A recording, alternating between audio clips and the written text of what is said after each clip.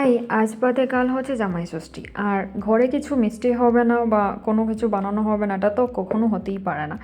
তো যেহেতু ফলের সিজন চলছে, আমরা সবাই জানি এই সিজনটা চলছে আম কাঁঠালের সব ধরনের ফল, নানান ধরনের ফলের সিজন।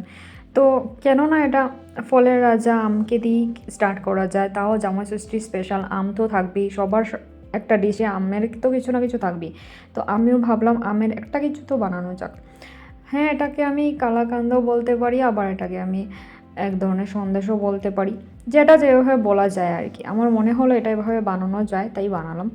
কিছু না, জাস্ট আমি এখানে 200 গ্রাম ছানা নিয়েছি। আমি 1 লিটার দুধ থেকে দুধটাকে ফেটিয়ে 200 গ্রাম ছানা বের করেছি। দিয়েছি একটু চিনি গুঁড়ো করে, আর নিয়েছি দুটো ম্যাঙ্গো আমি কাট করে ম্যাঙ্গো পাল্প বের করে ভালো করে এটাকে মিক্স করে নিয়েছি। এবার কড়াইতে একটু জল দিয়েছি, যাতে যখন আমি মিষ্টিটা বানাবো তখন যাতে লেগে না যায়, তার জন্য জলটাকে ভালো করে গরম করে দিয়েছি। হাফ কাপ দুধটাকে ভালো করে একটু সময় ভালো করে জাল দিয়ে নিয়েছি।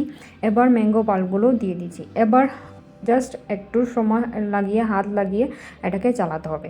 দিয়েছি একটু এলাচ গুঁড়ো, ভালো করে মেশ করে দিয়েছি। এবার এটাকে ভালো করে একটু শুকিয়ে নেব।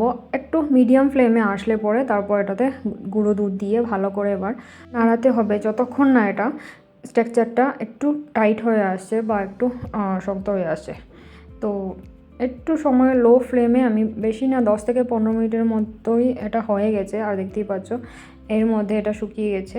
একটু হাত চালাতে হবে, কারণ এটা একটু লেগে যেতে পারে। যদিও লেগে যায়নি, তারপরেও হাতটা চালিয়ে নিতে হবে।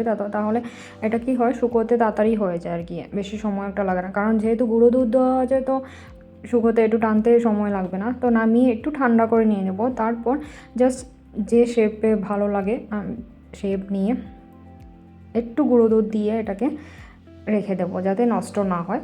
1 দিন তো এটা ফ্রিজে রেখে খাওয়া যেতেই পারে। তো দেরি না করে তোমরাও জলদি বাড়িতে বানিয়ে নাও, কারণ বাড়িতে জামাই আসবে আর ভালো কিছু হবে না তা তো হয় না। তো চলো, দেখা হবে পরে একটা ভিডিওতে। বাই।